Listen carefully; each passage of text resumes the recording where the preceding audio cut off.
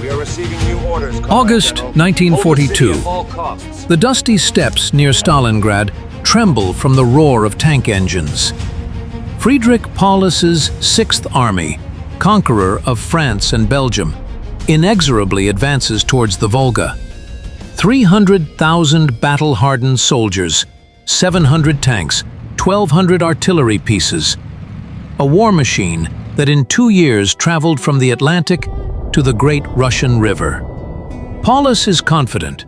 A few more days and Stalin's city will fall. At the same time, on the eastern bank of the Volga, General Chuikov receives an order that will change his destiny and the course of the entire war. Hold Stalingrad at all costs. Behind, the Volga. Ahead, a superior enemy. There is nowhere to retreat.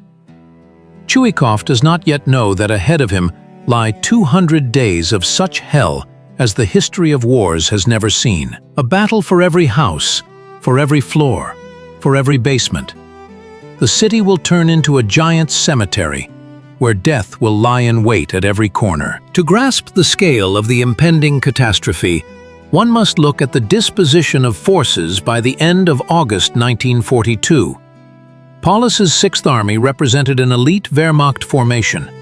300,000 hand-picked soldiers, hardened in battles from France to the banks of the Don. It comprised 14 infantry, 3 panzer, and 3 motorized divisions.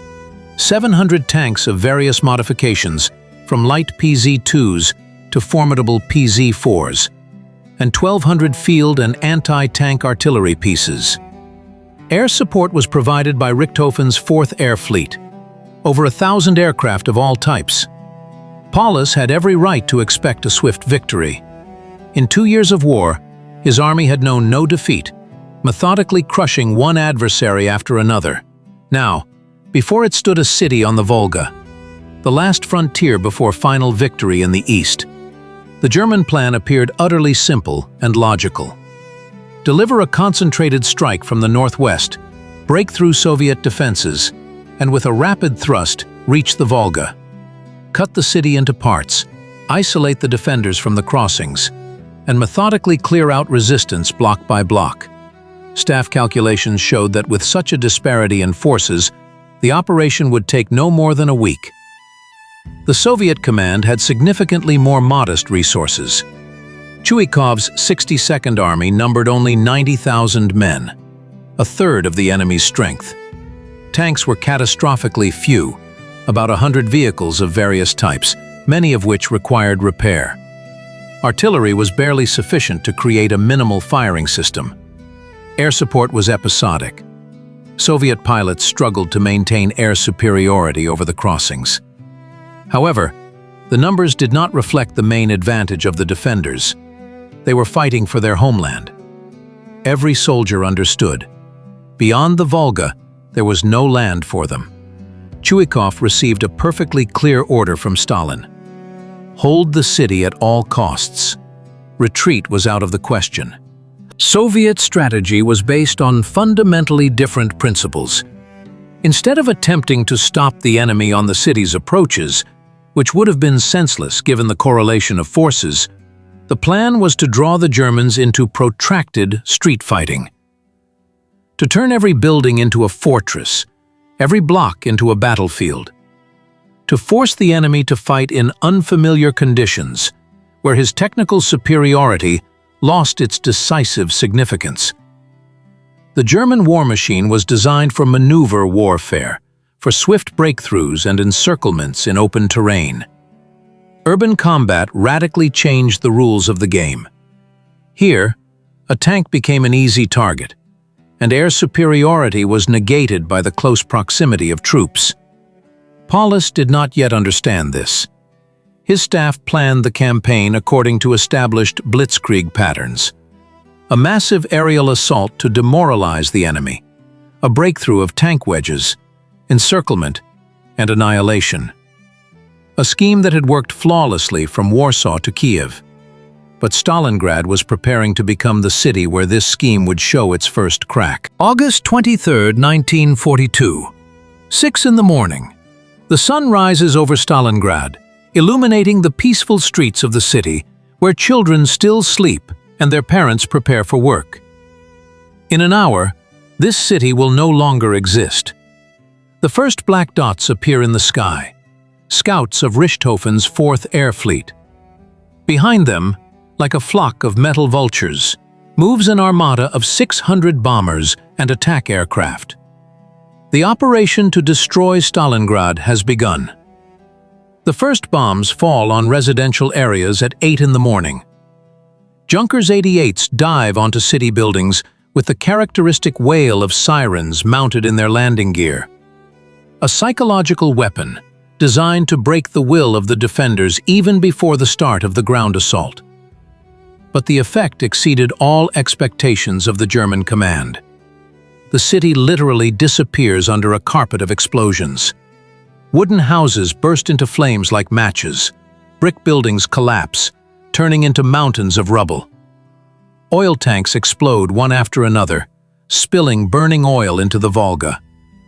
The river turns into a fiery torrent. By noon, Stalingrad is a solid sea of fire. Smoke rises several kilometers high, visible for hundreds of kilometers from the city. German pilots report, "Target destroyed." But this is only the beginning of the nightmare.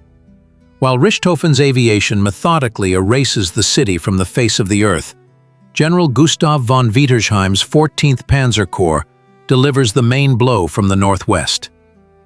300 tanks, supported by motorized infantry, break through the thin line of Soviet defenses and rush towards the Volga. Resistance is practically absent. The main forces of the 62nd Army have not yet managed to occupy prepared positions in the city. By the evening of August 23rd, advanced units of the 16th Panzer Division reach the northern outskirts of Stalingrad. German tank crews look in amazement at the burning ruins of what was, just that morning, a large industrial center. The Soviet command realizes the scale of the catastrophe only by the end of the day. Communication with the units defending the northern approaches to the city is lost. The headquarters of the 62nd Army evacuates across the Volga under continuous bombing. General Lopatin, the army commander, reports to Moscow. The situation is critical. The city could fall within 24 hours. Stalin is furious. On August 24th, the famous Order Number 227 is issued, not a step back. At the same time, a decision is made to change the command. Lopatin is removed from his post. Lieutenant General Vasily Ivanovich Chuikov is appointed as the new commander of the 62nd Army. The 52-year-old Civil War veteran receives a task that seems impossible: to hold the eastern bank of the Volga at all costs. Chuikov takes command of the army on August 27th, at a time when German tanks have already broken into the northern districts of the city. His first decision shocks the staff officers. The army's command post is moved to the center of Stalingrad, to the basement of a destroyed building on the Volga embankment. The general demonstrates by personal example. There is nowhere to retreat. We will fight here, among the ruins. The tactical situation by the end of August is catastrophic for the Soviet troops. The Germans control the northern part of the city, including the tractor factory and the Spartanovka settlement. The 14th Panzer Corps entrenches itself in the captured positions, preparing for the decisive assault on the central part of Stalingrad. Paulus's 6th Army receives orders to complete the operation by September 1st. But Chuikov had no intention of playing by German rules. Taking command of the 62nd Army in the burning ruins of Stalingrad, the 52-year-old general understood that classical military cannons wouldn't work here. A fundamentally new tactic, adapted to urban conditions, was needed, and Chuikov created it literally on the fly, amidst the roar of German shells. The first principle of Chuikov's doctrine sounded paradoxical: maximum rapprochement with the enemy. If classical defense implied the creation of echeloned lines with intervals between them, in Stalingrad, Chuikov ordered his soldiers to literally cling to the Germans with a death grip. The distance between the sides' positions was reduced to 30 to 50 meters, and sometimes even to a grenade's throw. The logic was ironclad. The closer Soviet soldiers were to German positions, the less the enemy could use their main advantage: aviation and heavy artillery. German pilots simply couldn't bomb the front line, risking hitting their own troops. The second revolutionary principle was the transformation of every building into an independent fortress. Chuikov abandoned linear defense, creating instead a system of fortified strongholds. Every house, every surviving structure, became a strong point capable of conducting all-around defense. Walls were breached to create internal passages. Windows were turned into embrasures, basements into shelters and ammunition depots. Roofs and attics were equipped as observation posts and sniper positions. Buildings were connected by a system of underground passages, allowing for covert maneuvering of forces and sudden appearances in the enemy's rear. The third element of the doctrine was the creation of a new type of assault group. Chuikov understood that in urban combat, it was not the quantity, but the quality of the fighters that mattered. Special units of 6 to 12 people were formed, each representing a universal combat unit. The group necessarily included submachine gunners, a sniper, a sapper, a signalman, and a grenadier. Such a group could independently capture and hold a building, conduct reconnaissance, or carry out sabotage in the enemy's rear. Assault groups were given maximum autonomy in choosing their tactics. Group commanders, sergeants, and junior lieutenants made decisions on the spot, without waiting for orders from above. This differed radically from the German system, where every action required coordination with higher command. The fourth principle was the flexible distribution of defense sectors. Instead of rigidly assigning units to specific areas, Chuikov created a mobile system where reserves could be quickly transferred to threatened directions. The city was divided not into static zones of responsibility, but into dynamic sectors whose boundaries were constantly adjusted depending on the situation. Special attention was paid to organizing fire cooperation. Each strongpoint had to have fire contact with at least 2 neighboring positions. A multi-tiered fire system was created, from basements to attics. Machine gun points were placed to sweep the approaches to neighboring buildings. Snipers were given sectors for firing at long-range targets. Anti-tank weapons were concentrated in directions of possible German vehicle movement. Revolutionary was also the attitude towards using destruction. While the Germans viewed ruins as an obstacle to advance, Chuikov turned them into an element of the defensive system. Debris from ruined buildings became anti-tank barriers. Craters from bombs and shells were turned into firing positions. Ruined walls were used as ready-made embrasures. The ghost city became a fortress city. The psychological aspect of Chuikov's doctrine lay in forming a special mentality among the defenders. Every fighter had to realize he was not just defending a position, he was defending his home. Personal responsibility for the assigned area became the basis of the troops' morale. Soldiers knew every stone in their sector, every crack in the wall, every turn of the corridor. This gave them a huge advantage over the advancing Germans, who were operating in an unfamiliar environment. To imagine a battle for a multi-story building in Stalingrad is to immerse oneself in a world where death lurks around every corner, where each floor becomes a separate battlefield, and each room can be the last for dozens of people. This is a three-dimensional war, where the front runs not only horizontally, but also vertically, from the basement to the attic. The German assault on a multi-story building began according to a well-rehearsed plan. First, an artillery barrage. Heavy howitzers methodically destroyed the upper floors, turning them into piles of rubble. Then, engineers came into play, detonating load-bearing walls on the ground floor. The logic was simple: to collapse the building and bury the defenders under the debris. But Soviet soldiers quickly learned to counter this tactic. The main forces were not located on the upper floors, but in the basements and on the ground floor, where the destruction was minimal. The upper floors were used only for observation and sniper positions, which could be easily abandoned at the start of shelling. German infantry attacked in dense groups, hoping to suppress resistance by sheer numbers. The first wave burst into the building through breaches in the walls, throwing grenades into the rooms. It was followed by a second wave with submachine guns, ready to clear out the surviving defenders. But Soviet assault groups turned every building into a deadly trap. Rooms were connected by breaches in the walls, creating a system of internal passages. The enemy, having broken into one room, suddenly received fire from the flanks and rear. Stairwells turned into slaughterhouses. The narrow space did not allow for deployment, and defenders from above pelted the attackers with grenades. Basements played a special role, an underground kingdom where its own unique war unfolded. Soviet engineers connected the basements of neighboring buildings with underground passages, creating an entire network of tunnels. This allowed for covertly transferring reinforcements, suddenly appearing in the enemy's rear or evacuating the wounded. The Germans were afraid to go down into the basements. There, their technical superiority was completely nullified.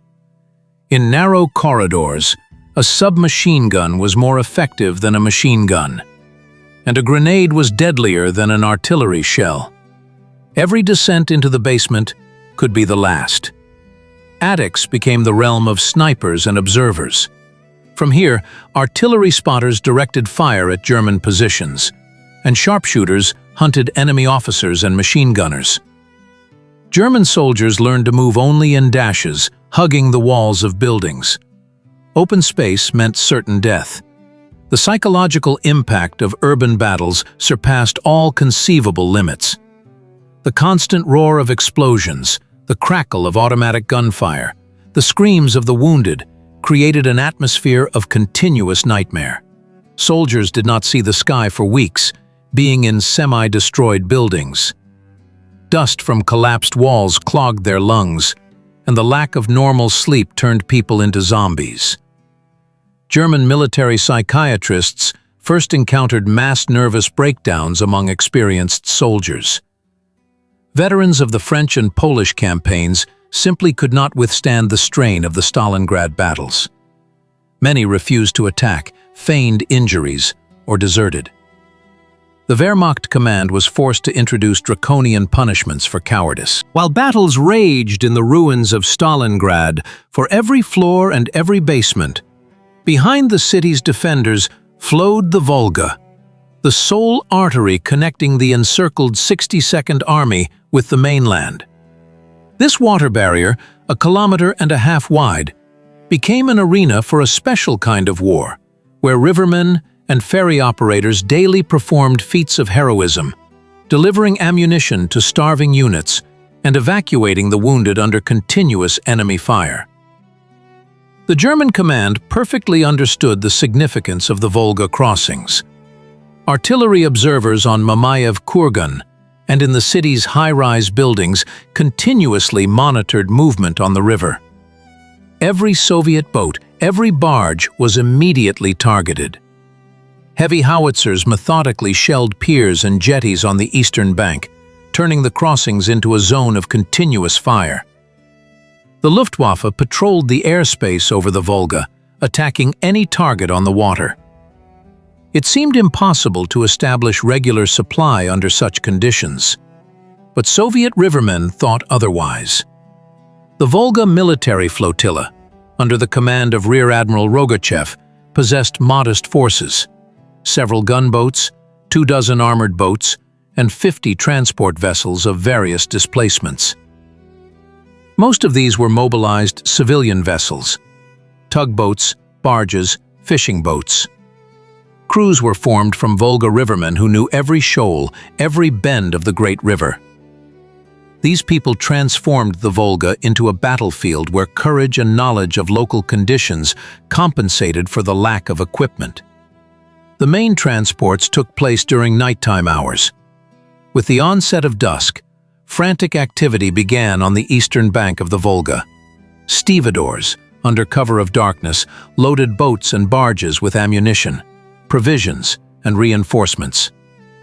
Every trip was planned down to the smallest detail: the route of movement, landing spots, identification signals. Captains received strict orders: deliver the cargo to the city's defenders at all costs.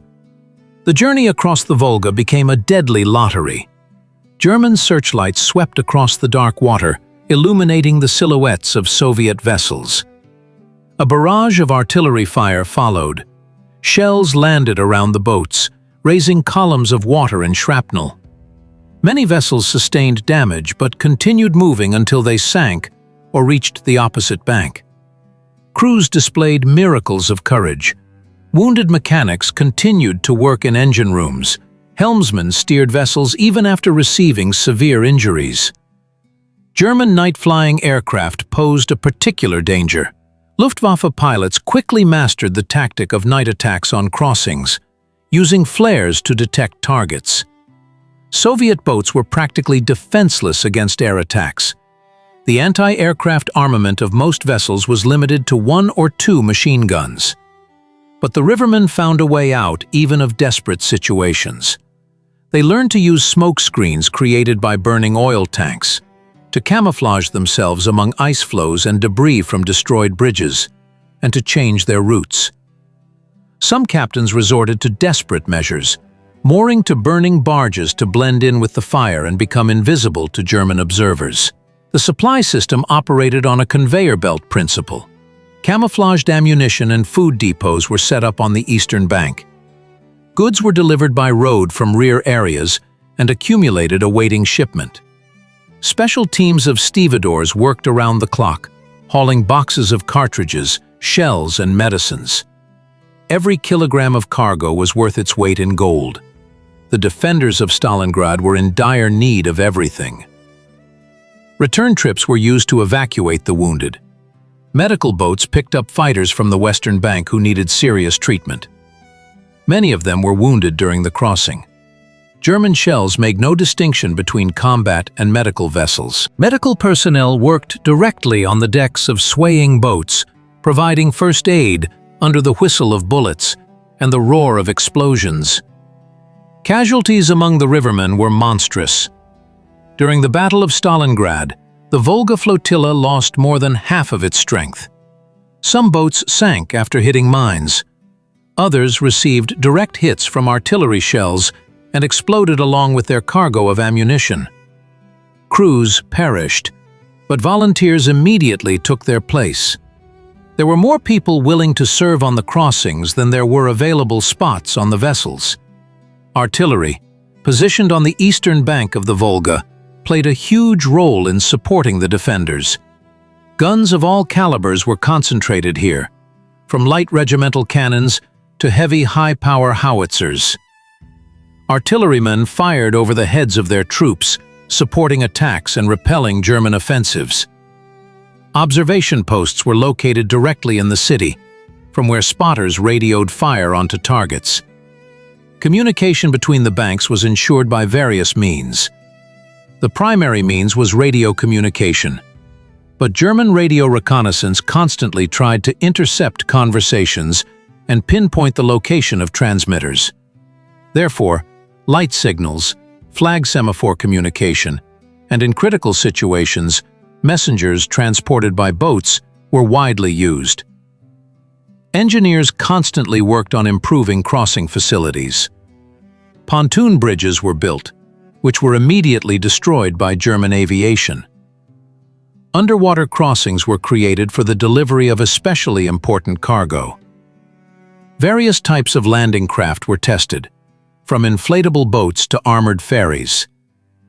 Each technical solution was paid for with the blood of its creators and users. In the ruins of Stalingrad, a new weapon of war was born, the sniper movement, which turned every accurate shooter into a hunter of human souls.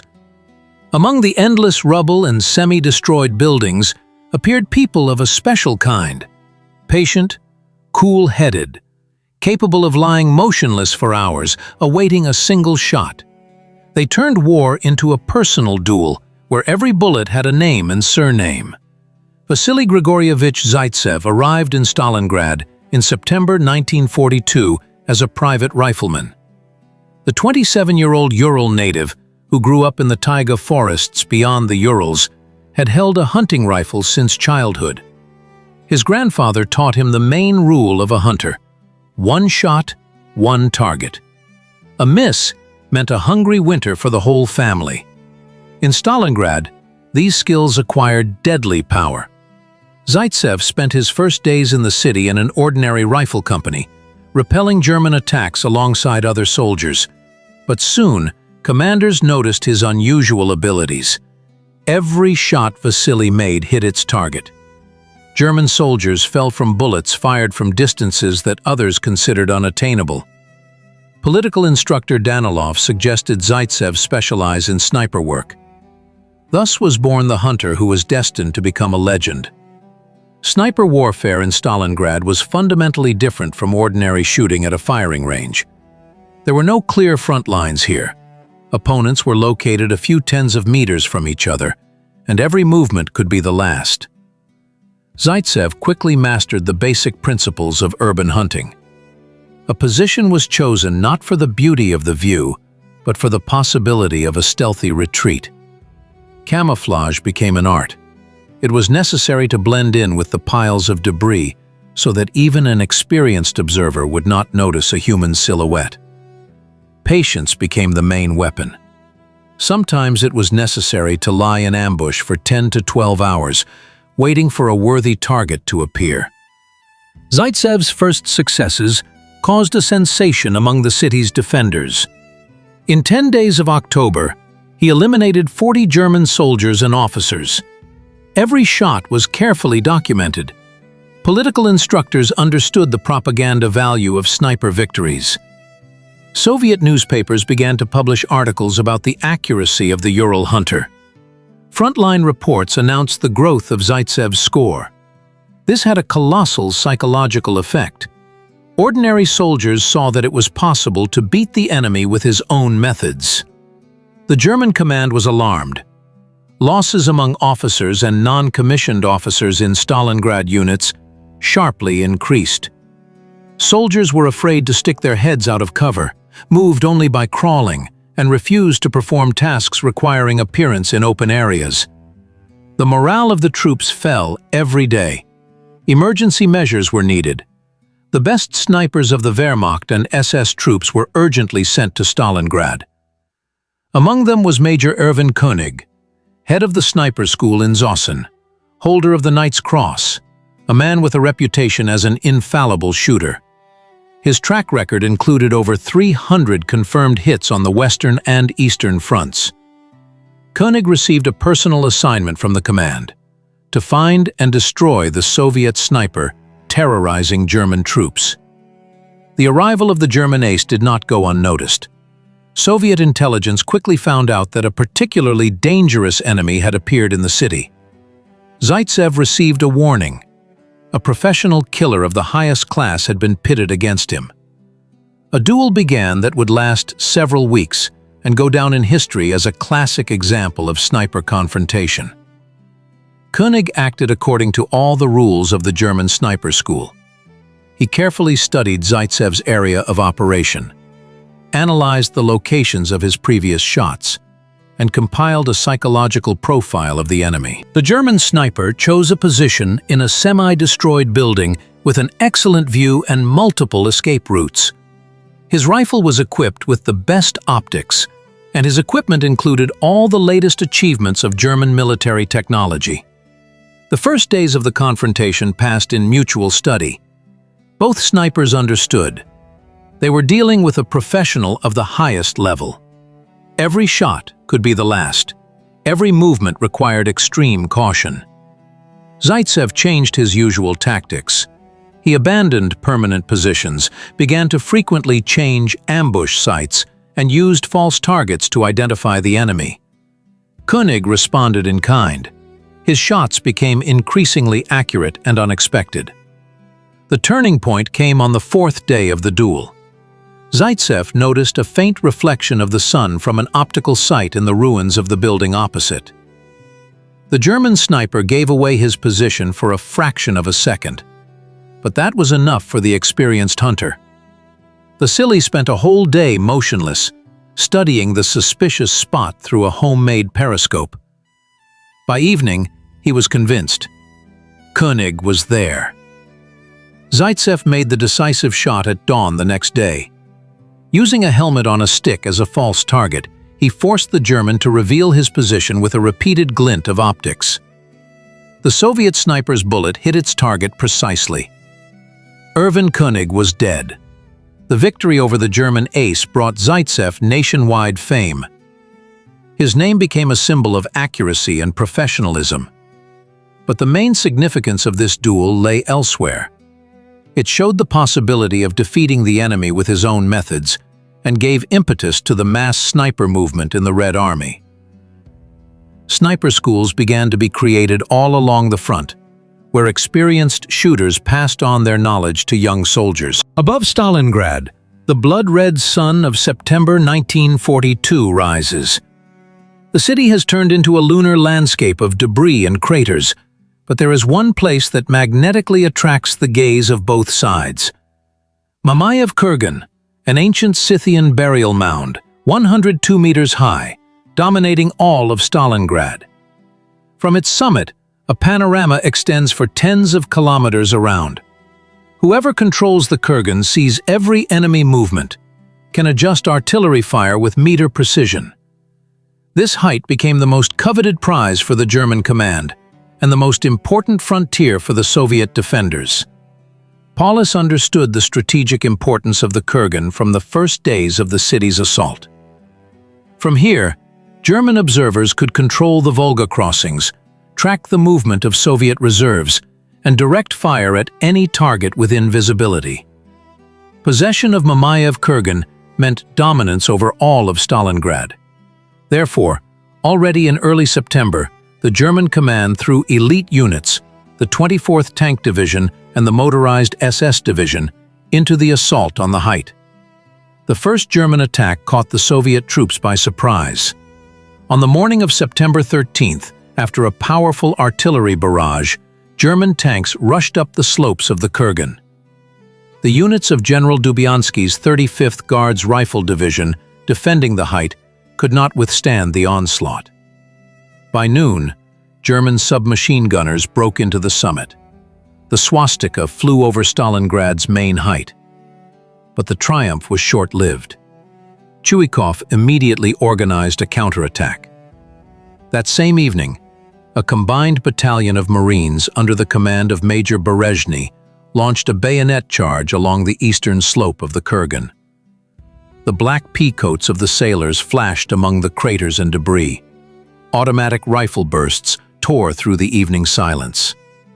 By dawn, the red banner once again waved at the summit. Thus began the battle for Mamayev Kurgan, the bloodiest confrontation in the history of the Stalingrad defense.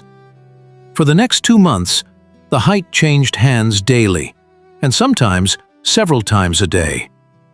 The Germans attacked at dawn. Soviet troops counterattacked at dusk. The slopes of the Kurgan were riddled with thousands of craters, strewn with debris of equipment and weapons.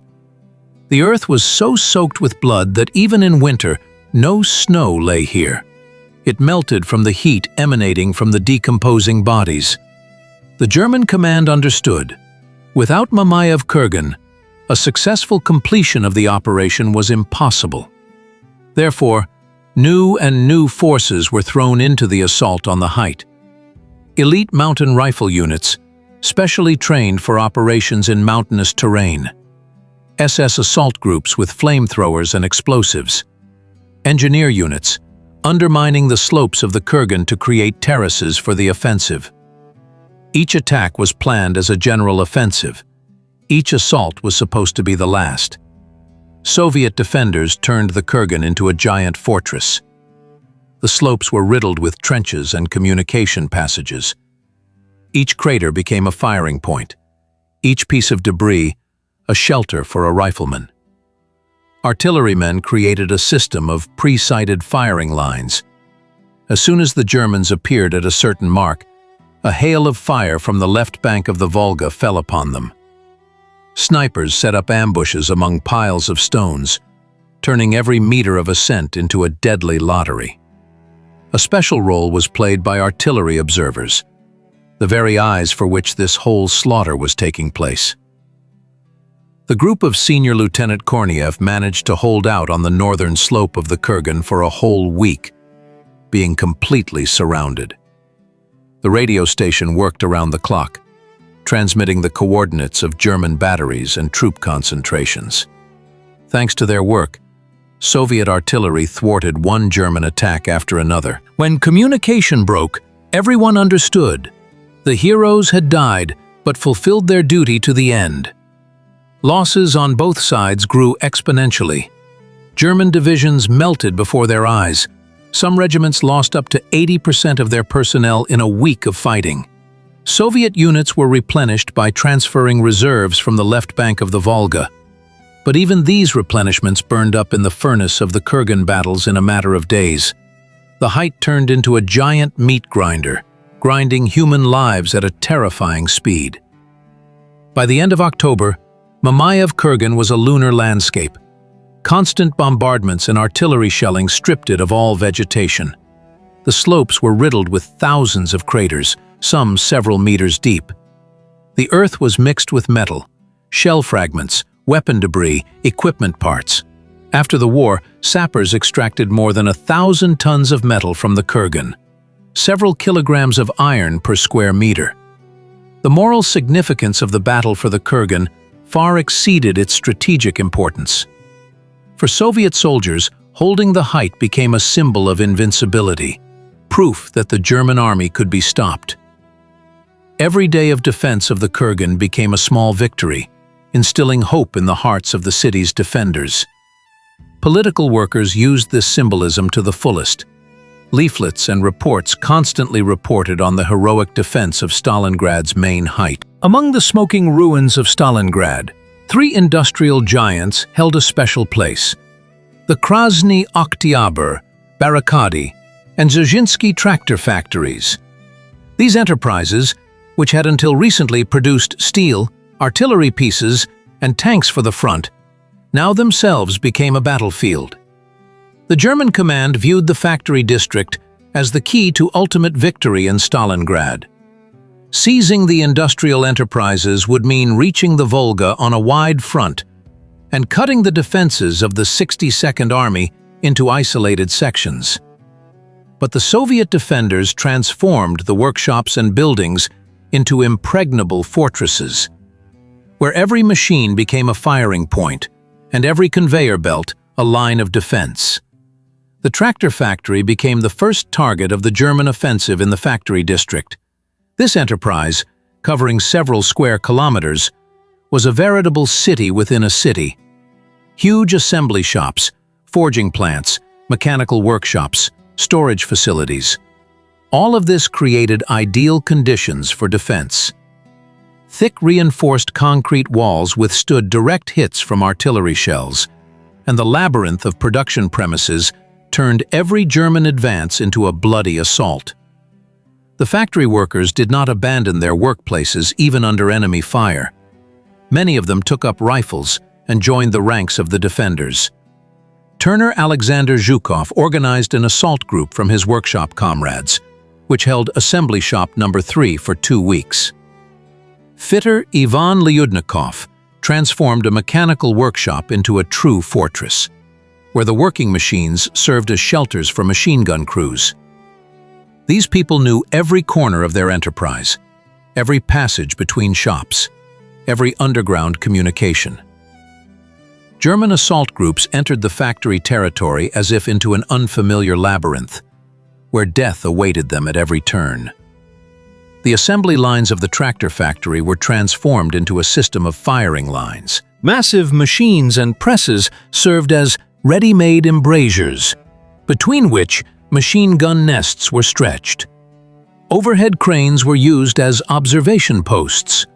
From their vantage point, artillery spotters could see the entire factory yard and direct fire at concentrations of German troops. Underground tunnels connecting various buildings became arteries of defense. through which reinforcements and ammunition were secretly moved. The Krasny Oktyabr factory presented an even more complex challenge for German assault units. This metallurgical enterprise, with its blast furnaces, open hearth shops, and rolling mills, created a unique landscape for urban combat. Tall chimneys served as excellent observation posts, from which Soviet spotters could see German positions from many kilometers around. The blast furnaces, even when extinguished, were powerful reinforced concrete structures capable of withstanding the most intense shelling. The steelworkers, many of whom had been called up into the People's Militia, knew their factory like their own home. They created a system of passages through the hot shops that the Germans simply could not use due to their unfamiliarity with local conditions. Steelworker Mikhail Panikaka became a symbol of the factory worker's heroism when he set himself on fire along with a German tank that had broken into the open hearth shop. His feat inspired his comrades to even fiercer resistance. The Barricadi factory, specializing in the production of artillery pieces, was transformed into a gigantic fortress, thanks to the peculiarities of its production facilities. The foundry shops, with their thick walls and high ceilings, became ideal casemates for placing firing points. The mechanical workshops, where gun barrels were processed, provided ready-made embrasures for aiming fire. The factory's testing grounds were used as positions for anti-tank guns. German tanks attempting to break through the factory territory came under fire from pre-prepared and camouflaged positions. Factory chimneys and water towers played a special role in the defense of the factory district. These high-rise structures became the eyes of the defense, from which observers could control vast areas. The German command understood their significance and constantly shelled these objects with heavy artillery. But Soviet observers showed miracles of ingenuity, creating camouflaged posts at the most unexpected heights.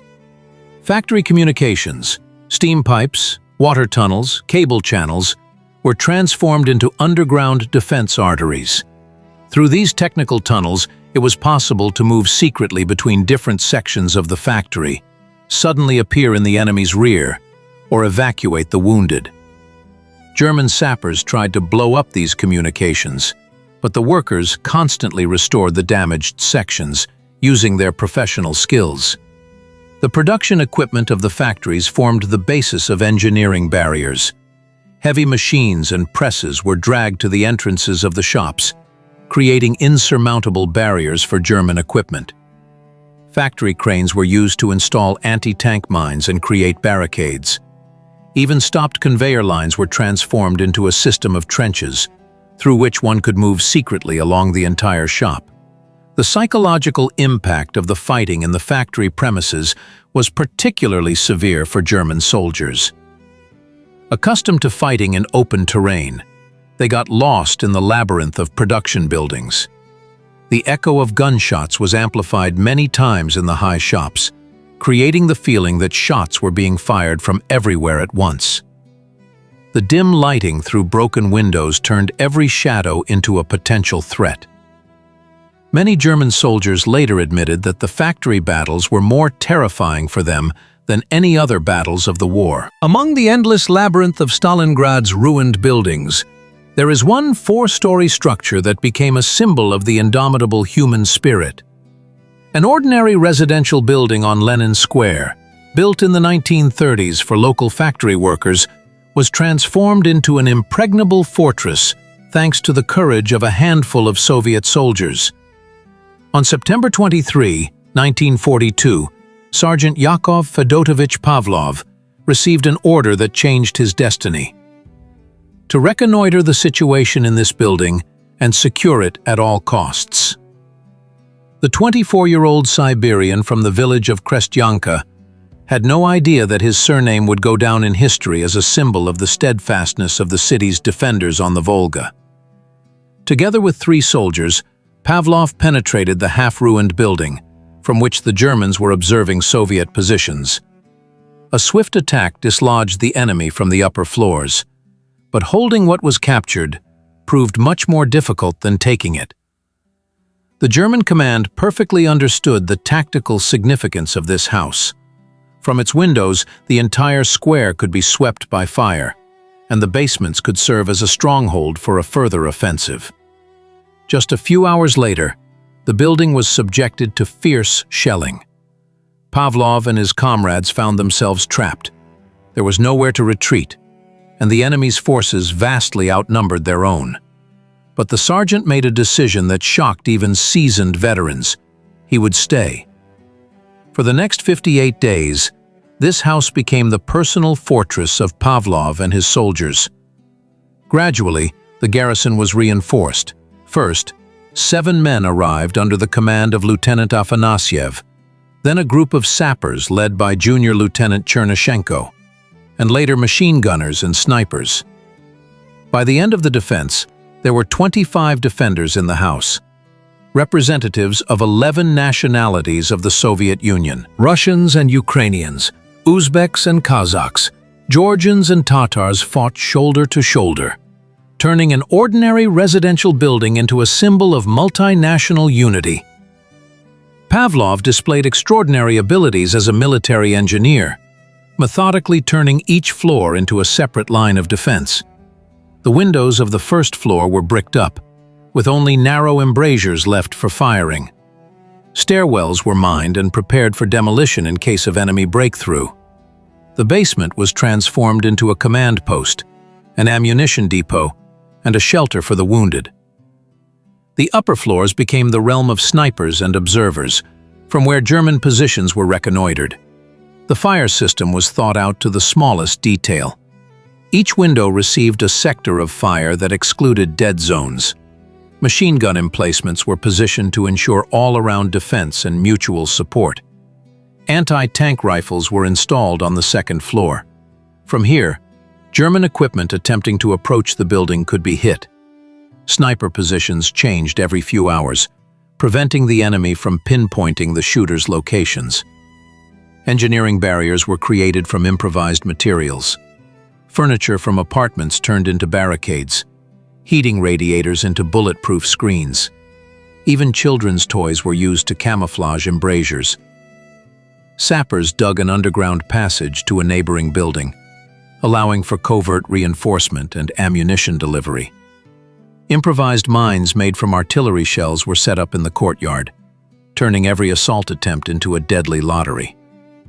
Communication with command was maintained in various ways. The radio station operated only in critical situations to avoid revealing its position. The main means of communication were light signals and flag semaphore. At night, liaisons crossed the front line, delivering reports and receiving orders. Each message could be the last for its carrier, but communication was not interrupted for a single day. German attacks followed one after another with mechanical consistency. First, artillery shelling, designed to suppress the defenders' firing points. Then, an assault by infantry groups, supported by tanks and assault guns.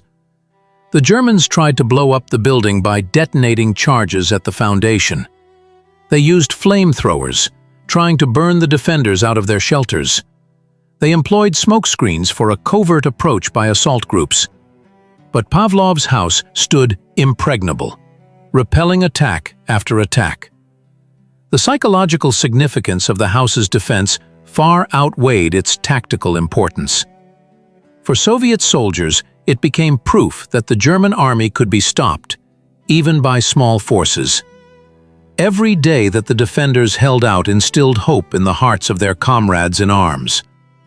Political workers used Pavlov's feat for propaganda purposes. Leaflets told about the heroes of the house. Radio reports spoke of the steadfastness of its defenders. Sergeant Pavlov's name became known throughout the country, symbolizing the courage of the ordinary Soviet soldier. Beneath Stalingrad, a second city lay hidden, a world of cellars, sewer tunnels, and natural shelters, which became the arena for a unique type of warfare.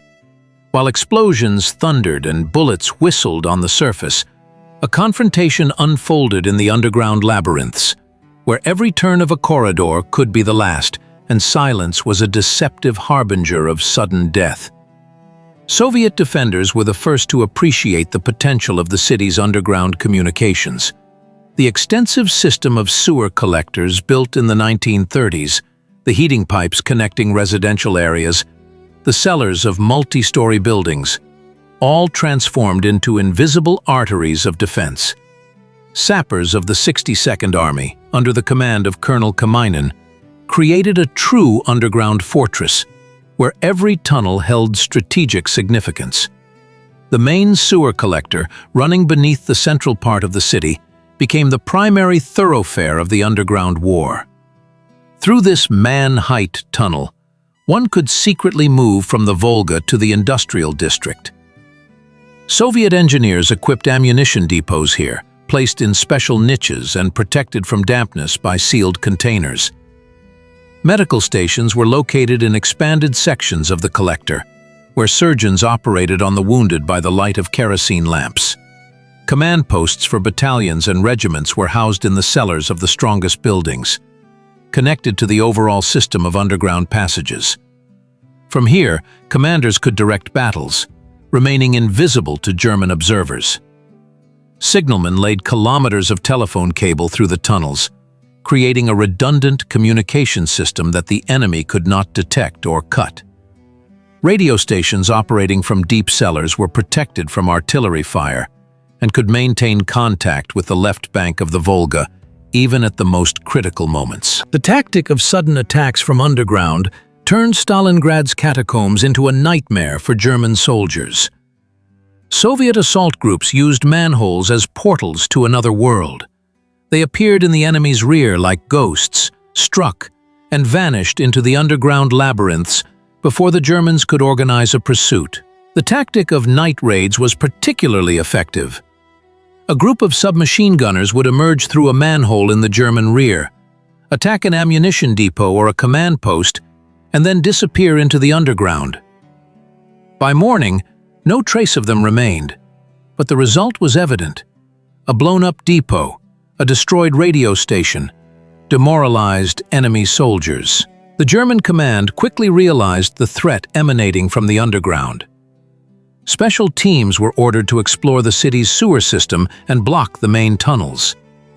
But this proved to be an almost impossible task. Stalingrad's underground communications were a true labyrinth, where even experienced sappers easily lost their bearings.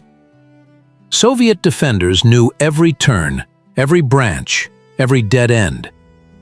They installed a system of traps and mines in the tunnels, turning the underground into a deadly trap for uninvited guests. The psychological impact of underground warfare on German soldiers was devastating. Veterans of the French campaign, accustomed to open battles under the sky, lost their orientation in the dark tunnels, where the echo of footsteps was amplified many times, and every shadow could conceal an enemy. Many refused to descend into cellars, preferring to remain under artillery fire on the surface. The fear of an invisible enemy who could appear at any moment from underground undermined the morale of German units more than any propaganda. Sappers from both sides turned the underground into an arena of mine warfare of unprecedented scale. Soviet engineers mined the main tunnels, creating a system of controlled explosions that could collapse entire blocks onto the heads of advancing Germans. German sappers responded in kind, trying to blow up underground communications and deprive the enemy of the ability for covert maneuver. Underground explosions shook the entire city, causing buildings to collapse not from shell impacts, but from subterranean tremors. November 1942 brought the first frosts to Stalingrad, and the last hopes of the German command. Paulus understood. Time was working against him. Each day of protracted fighting exhausted his troops. Each week brought closer the Russian winter, for which the Sixth Army was completely unprepared. At the Führer's headquarters, increasingly insistent demands were heard to complete the operation before the onset of cold weather. The Colonel General received a categorical order to capture all of Stalingrad at any cost before the end of the month. This was the last attempt to break the resistance of the city's defenders on the Volga. Paulus concentrated all remaining reserves for the decisive blow. Fresh units were transferred from the 4th Panzer Army, and elite units were drawn from other sectors of the front. The Air Force received orders to provide maximum support for the offensive. Up to 800 aircraft operated simultaneously in the skies over the city. Artillery was concentrated on a narrow sector of the front in the area of the Red October factory. Here, the Germans planned to deliver the main blow, break through the defenses, and reach the Volga on a broad front. On the morning of November 11th, an artillery barrage of unprecedented power began. 1,200 guns of all calibers unleashed a storm of fire upon the positions of the 62nd Army. The ground trembled from explosions, the air filled with dust and smoke. It seemed that no living thing could survive such fire. But when the roar subsided and the German infantry rose to attack, machine gun bursts once again echoed from the ruins. Soviet soldiers, pinned to the ground by the terrible shelling, again took up their positions and met the enemy with fire. The main blow fell on the Red October factory, where the remnants of Colonel Guriev's 39th Guards Rifle Division were defending. German assault groups broke into the open hearth shops, captured part of the assembly buildings, and reached the very bank of the Volga. On a section, several hundred meters wide, only a narrow strip of land remained between the adversaries. It seemed that one more blow and the defense would collapse completely, but Chuikov was not going to surrender. All available reserves were thrown into a counterattack. Marines of Colonel Batyuk, guardsmen of Rodimtsev's division, cadets of military schools, all who could hold a weapon, went into a bayonet charge. Battles raged for every shop, for every machine, for every meter of factory territory. The Germans advanced at the cost of monstrous losses. Elite SS units and paratroopers melted in the crucible of factory battles. In a week of the offensive, some regiments lost up to 90% of their personnel. Officers led soldiers into attack who had been called up from the reserve only a few days earlier. Experienced non-commissioned officers perished one after another, their places taken by yesterday's recruits who knew nothing of the basics of urban warfare. The combat effectiveness of German units fell catastrophically. Soviet defenders fought with the desperation of the doomed and the faith of victors simultaneously. Everyone understood this was the enemy's last attempt to break their resistance. To hold out now meant to win the entire battle. Political officers did not leave the forward positions, inspiring the soldiers by personal example. The wounded refused to leave the ranks, continuing to fight to the last bullet. Snipers kept count of killed Germans, machine gunners conserved every cartridge, sappers turned every building into an impregnable fortress. By the end of November, the offensive impetus of the 6th Army finally dried up. Paulus's reserves were exhausted. The combat effectiveness of units fell to a critical level. German soldiers no longer believed in the possibility of victory. Officers openly spoke of the need for retreat. But the order from the Führer's headquarters was categorical, not a step back.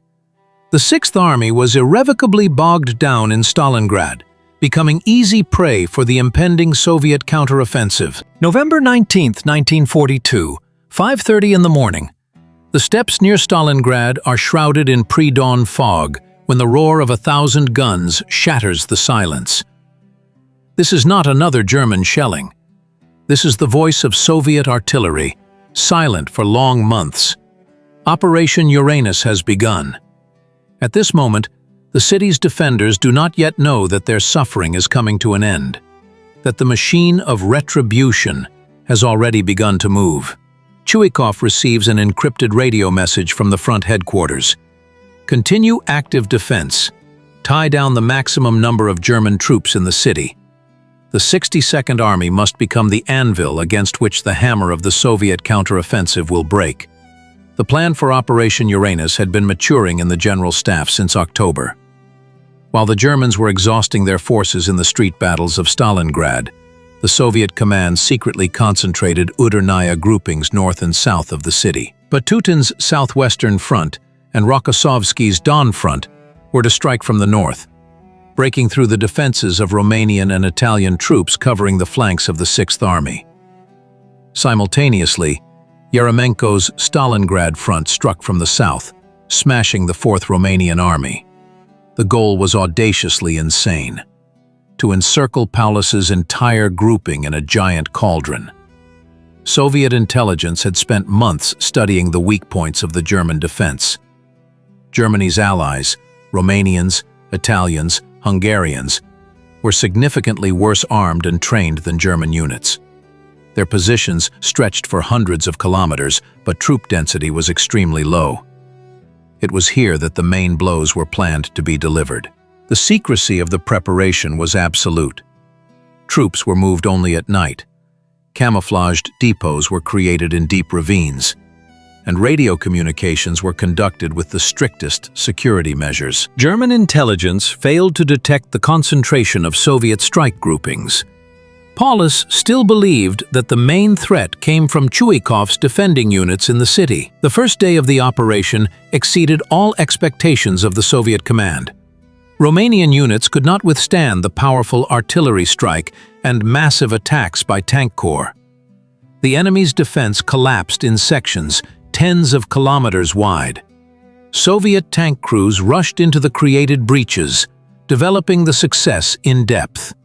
By evening, advanced units had advanced 30 to 40 kilometers, capturing strategically important crossings and road junctions. On November 20th, the Stalingrad front launched its offensive. The enemy's southern grouping also failed to withstand the blow. The Fourth Romanian Army disintegrated before their eyes, its units retreating in panic, abandoning equipment and weapons. Soviet mechanized corps developed the breakthrough, striving to link up with the northern strike grouping and close the encirclement. In Stalingrad, for the first time in many months, the defenders heard the sounds of battle, coming not from the city blocks, but from the steppe. German artillery, which had been shelling the positions of the 62nd Army, suddenly fell silent. The guns were hastily moved to threatened sectors. Luftwaffe aircraft disappeared from the sky over the city, rushing to the sites of Soviet breakthroughs. Chuikov understood. The moment had come. On November 21st, he gave the order to move to active offensive operations. Units of the 62nd Army, exhausted by months of defense, rose to attack. This was no longer a desperate attempt to hold the last meters of the bank. This was the offensive of a victorious army. The psychological turning point in the minds of the defenders of Stalingrad occurred instantly. Soldiers who yesterday fought for every basement today stormed German positions with the fury of liberators. Snipers left their shelters. Submachine gunners emerged from underground. Artillerymen opened hurricane fire on the retreating enemy. The city, which had been in agony for months, suddenly came alive and counterattacked.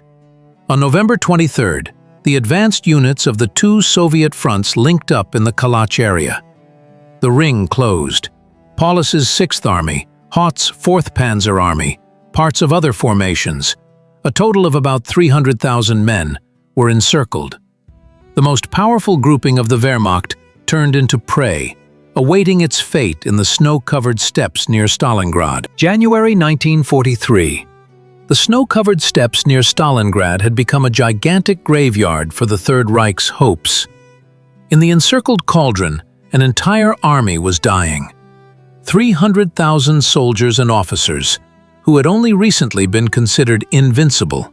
Field Marshal Erich von Manstein received a categorical order from Hitler to relieve Paulus's group at any cost.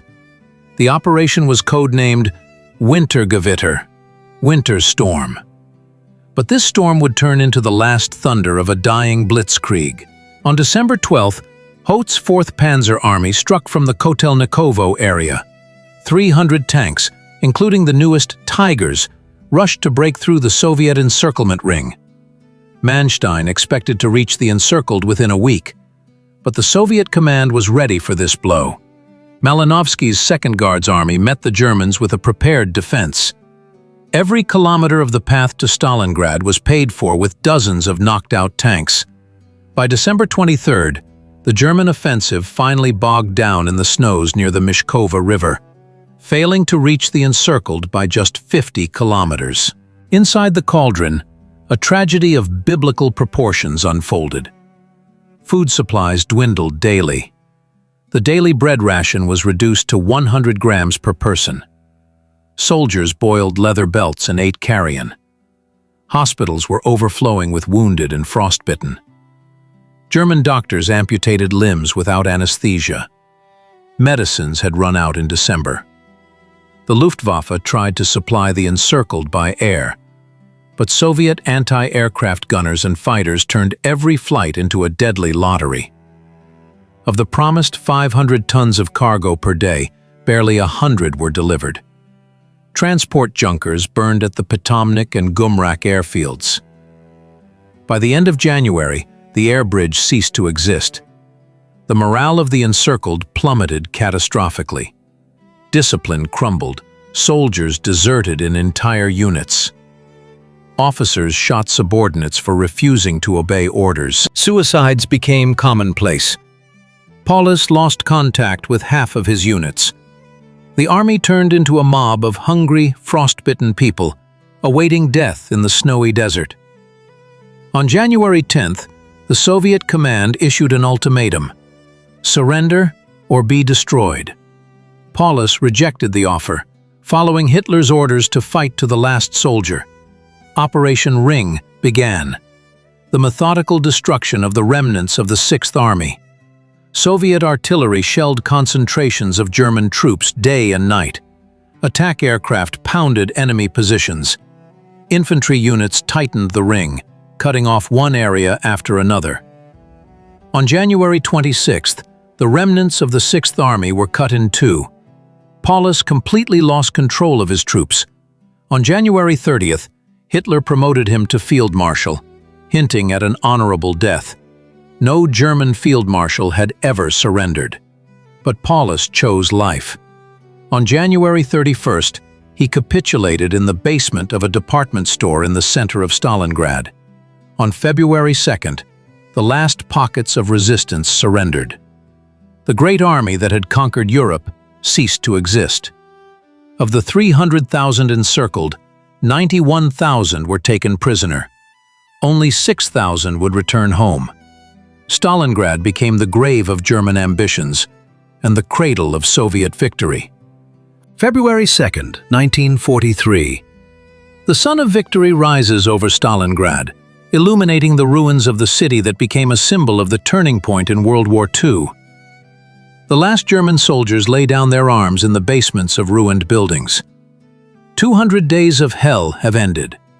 Chuikov's 62nd Army withstood the full might of the Wehrmacht, proving that no army is invincible. But at what cost was this victory achieved? And what lessons did humanity learn from the bloody battle on the Volga? Analyzing the reasons for the success of the Soviet defense, military historians highlight several key factors. The first and most important is Chuikov's revolutionary tactics, who abandoned the classical canons of military art and created a fundamentally new system of urban warfare. Maximum proximity to the enemy deprived the Germans of their main advantage: superiority in aviation and heavy artillery. The transformation of each building into an independent fortress created a multi-layered defense, where the destruction of one strong point did not affect the overall stability of the system. The formation of new types of assault groups gave the Soviet troops tactical flexibility that the German units, with their rigid hierarchy, lacked. The second factor is the morale of the defenders. The soldiers and officers of the 62nd Army fought not just for territory, but for the survival of their state.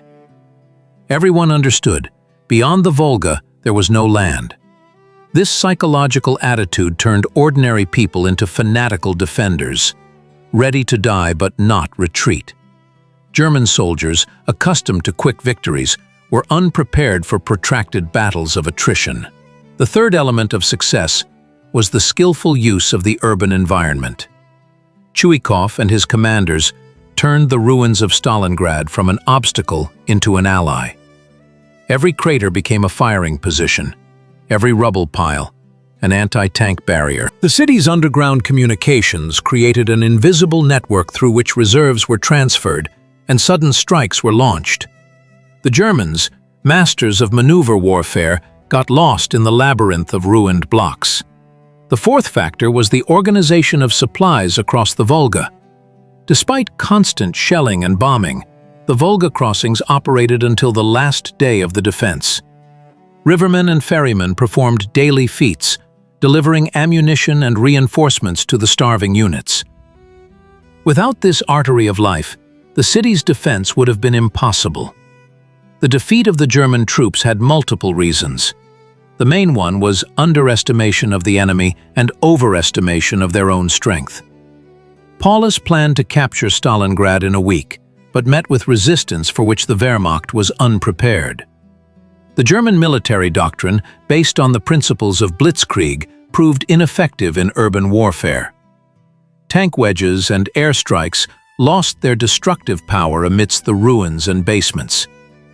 The second reason for the defeat was stretched communications and weak flanks. Concentrating the main forces in the city, the German command left the flanks protected by allies, Romanians, Italians, Hungarians. It was here that Soviet troops delivered strikes that led to the encirclement of the entire group. The third factor was psychological unpreparedness for protracted battles. German soldiers, accustomed to quick victories, could not withstand the moral strain of the Stalingrad battles. Losses among officers and non-commissioned officers undermined the controllability of the troops.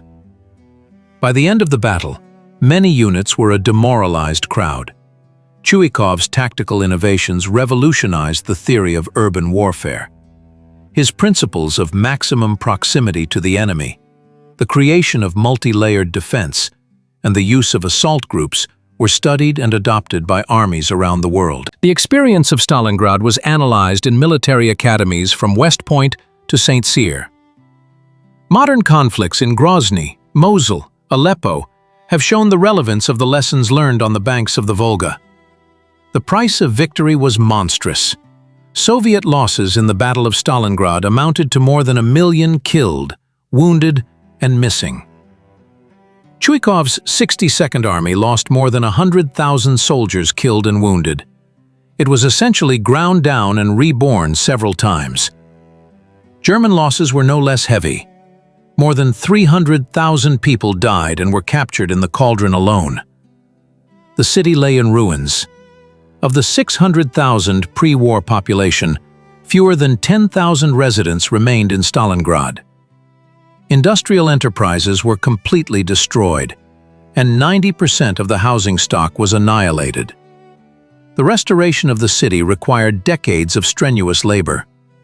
The historical significance of the Battle of Stalingrad extends far beyond military history.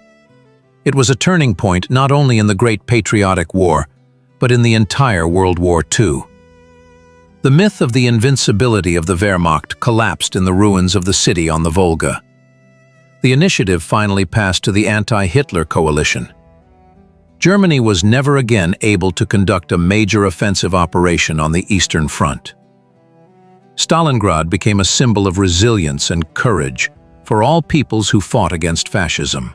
The experience of street fighting remains relevant in the 21st century.